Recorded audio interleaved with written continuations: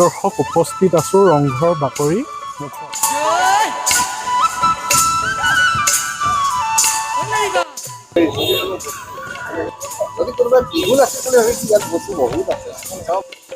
নমস্কাৰ, ঐতিহাসিক শিৱসাগৰ ৰংঘৰৰ পৰিৱেশ দেখাবলৈ আজি উপস্থিত হ'লোহি শিৱসাগৰৰ ৰংঘৰ বাকৰিত। আপোনালোকক মাজত মাথো এটা দিনৰ পিছতে ৰংঘৰ বাকৰি উদলি মুদলি পৰিৱেশে বিৰাজমান কৰিব। অসমৰ বিভিন্ন প্ৰান্তৰ পৰা ইয়াত উপস্থিত হ'ব বহুখিনি ৰাইজ।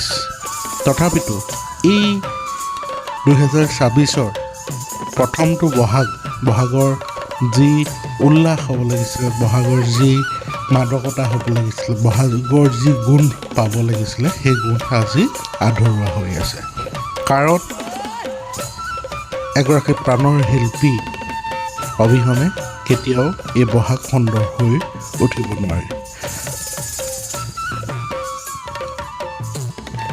বিহু আনন্দীয়া, বিহু বিনন্দীয়া, বিহুৰ অসমীয়াৰ প্ৰাণ। এই জটিল সময়ত, আচলতে জটিল সময় বুলি কৈছোঁ, যিটো সময়ত আমাৰ প্ৰাণৰ শিল্পীগৰাকী আমাৰ কাষত নাই, উৰুঙা কিবা এটা লাগি আছে। কাইলৈ পৰহিলৈৰ ভিতৰত আমাৰ হেঁপাহৰ ৰঙালী বিহুটি, যি বিহুটিৰ বাবে সকলো আগ্ৰহে ৰৈ থাকে, সেই বিহুটি আহি পাইছেহি। তথাপিতো কিবা মনটো যেন ফৰকাল লাগি থকা নাই, মনটো যেন কিবা এটা আধৰুৱা হৈ আছে, বা ঘৰতো কিবা বিহু যেন অনুভৱটো অহা নাই। যিটো আমি যোৱা বছৰ অনুভৱ কৰিছিলোঁ, তাৰ আগত আমি অনুভৱ কৰিছিলোঁ, সেই অনুভৱটো এতিয়া হোৱা নাই। সেই মাথো আমি বিচাৰোঁ, এই মুহূৰ্তত সদায় আমি চিঞৰি আছোঁ, সদায় কৈ যাম, জুবিন দা ন্যায় পাব লাগে। কথা হ'ল সিমানেই। তেখেত নাই যদিও তেখেতৰ অবিহনে যিয়ে নহওক, সময় গতিশীল, সময়ৰ লগত খোজ মিলাই আমি চলিব লাগিব। আৰু গতিকেলৈ আমাৰ যিখিনি পৰম্পৰা, আমি যিখিনি কৰিবলগীয়া কাম, সেইখিনিতো কৰি যাব লাগিব। তথাপিতো তেওঁ অবিহনে প্ৰথমটো বহাগ, আৰু এই প্ৰথমটো বহাগ কেনেকৈ উদযাপন কৰিব, ইয়াত বিভিন্ন দৰ্শক আছে। দৰ্শকৰ পৰা কিছু আমি অনুভৱ জানিবলৈ চেষ্টা কৰিম। আমাৰ লগত আপোনালোকে সংযোগ হৈ থাকিব। এছ কে যুৱ সমাজ হঠাতে পাই গ'লোঁ, সুমনক ভবা নাছিলোঁ। আমি আচলতে এইফালে আহোঁতে এনেই ৰংঘৰ বাকৰিত বহুত মানুহৰ সমাগম হৈছে, যিহেতু সন্মুখত আমাৰ প্ৰাণৰ বহাগ। আৰু এনেকৈ আহি বহোঁতে দেখিছোঁ পৰিৱেশটো, যদিও চাৰিওফালে বসন্তৰ আগলি বতৰা, কিন্তু কিবা যেন নাই উৰুঙা। মানে এই এতিয়া আমি আহোঁতে মৰিনক কৈছোঁ, ফেষ্টোনখনত দেখি ৰঙালী বিহু উদযাপন কৰা ঠায়ে ফেষ্টোনবোৰ ওলমি আছে, কিন্তু তাত জুবিন গাৰ্গৰ এখন ফটো নাই।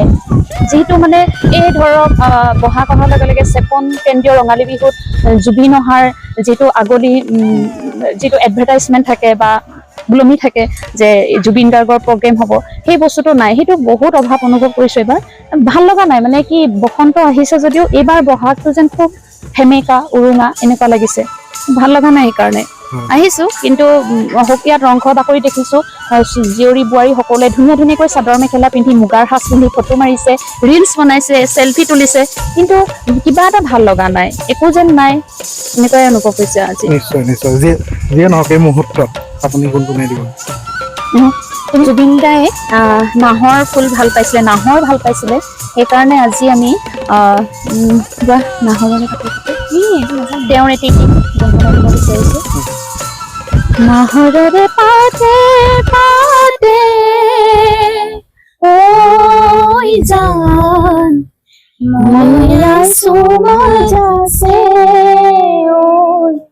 মনে তোমাৰ বিচাৰে।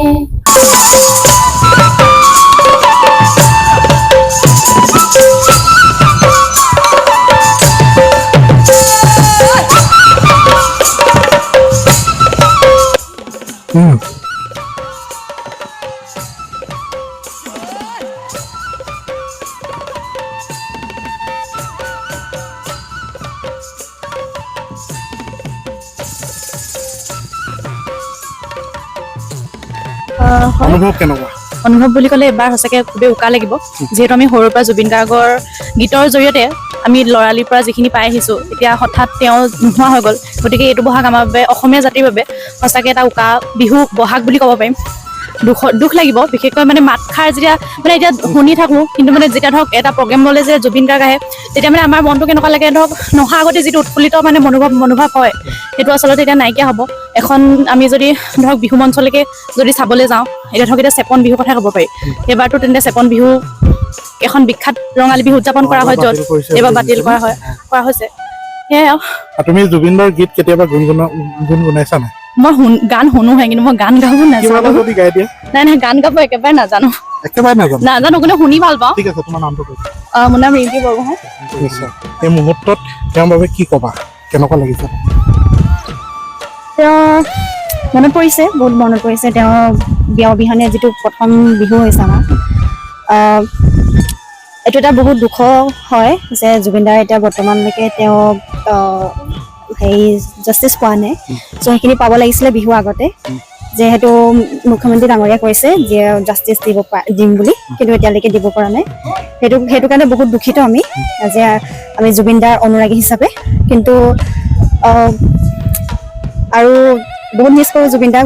আমি সৰুৰ পৰা জুবিনদাৰ গান বহুত শুনিছোঁ। সিমানখিনিয়ে। আজি কি কৰিবলৈ আহিছা ইয়াত? আজি ইয়াত বৰ্তমান আছোঁ আৰু ফটো শ্বুট কৰিবলৈ। ফটো শ্বুট কৰিবলৈ আহিছে। কোন জেগাৰ পৰা আহিছে? মই আমগুৰিৰ পৰা আহিছোঁ। আমগুৰিৰ পৰা আহিছে। নামটো? প্ৰিন্সিপাল। মই আহিছোঁ তিনিচুকীয়াৰ পৰা। তিনিচুকীয়াৰ পৰা আহিছে। আপুনি কি লিখে টাইটেল? মই শৰ্মা লিখে। যিয়ে নহওক, এবাৰ জুবিন গাৰ্গ অবিহনে, আমাৰ প্ৰাণৰ শিল্পী অবিহনে এইবাৰ প্ৰথমটো বিহু। এই মুহূৰ্তত আপুনি কি ক'ব? বেয়া লাগিছে, আমাৰ বিহু ফিল্ডটো এতিয়ালৈকে অহাই নাই। কাৰণ জুবিন দা মানে আৱাজেই আমি এইবাৰ শুনি নাপাম।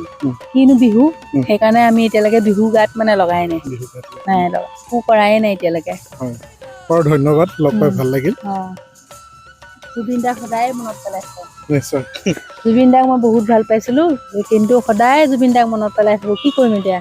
বাকী আপুনি জুবিন দাই ন্যায় পোৱাটো বিচাৰিছো, যাতে জুবিন দাক ন্যায় দিয়ে, সেইটোৱে আমাৰ আৰু মুখ্যমন্ত্ৰীৰ ওচৰত এইবাৰ একদম কামনা কৰিছো আৰু। নিশ্চয়, প্ৰতিজন ব্যক্তিয়ে আচলতে জুবিনদাৰ জাষ্টিচ বিচাৰি সকলো বলিয়া হৈ ফুৰিছে। গতিকে জুবিনদাৰ জাষ্টিচ ইমান দিনে হ'ব লাগিছিলে, কি কাৰণে হোৱা নাই আমি সেইটোহে এতিয়ালৈকে তাৰ মূল অৰ্থটো আমি বুজি পোৱা নাই। গতিকে এতিয়াও কৈছোঁ, এতিয়াও পুনৰবাৰ অনুৰোধ জনাইছোঁ, জুবিনদাৰ ন্যায় সোনকালে আমাক লাগে।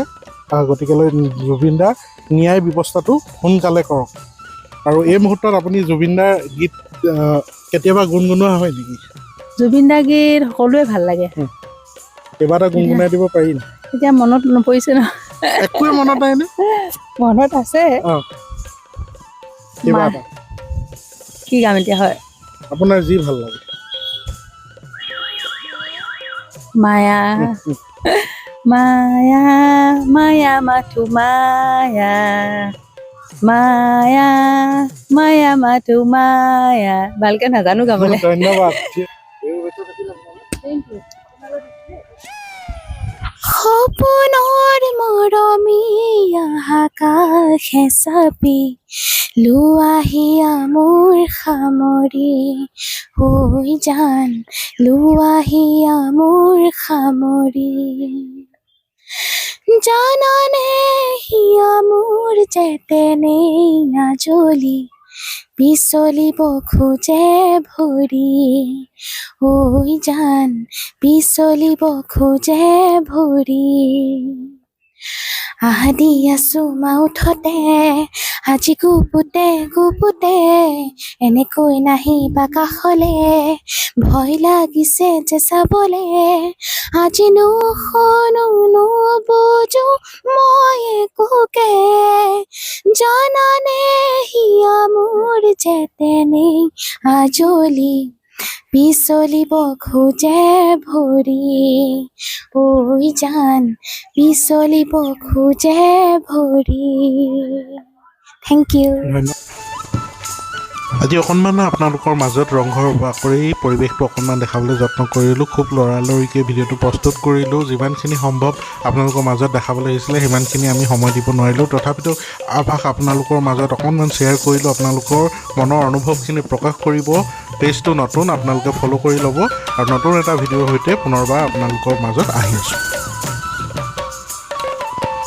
আৰু শেষত আপোনালোকক আমি জনাই থওঁ যে ৰংঘৰ বাকৰিত এবাৰ মুখ্য আকৰ্ষণ হিচাপে উপস্থিত থাকিব অসমৰ জনপ্ৰিয় কণ্ঠশিল্পী নীলাক্ষী নেওগ। সকলোৱে আচলতে ভালপোৱা এটি কণ্ঠ, গতিকে আহিব, সকলোকে লগ পাম, আৰু সেইদিনা সকলোৱে আপোনালোকে দেখিলে মাত লগাব বুলি আশা ৰাখিলোঁ।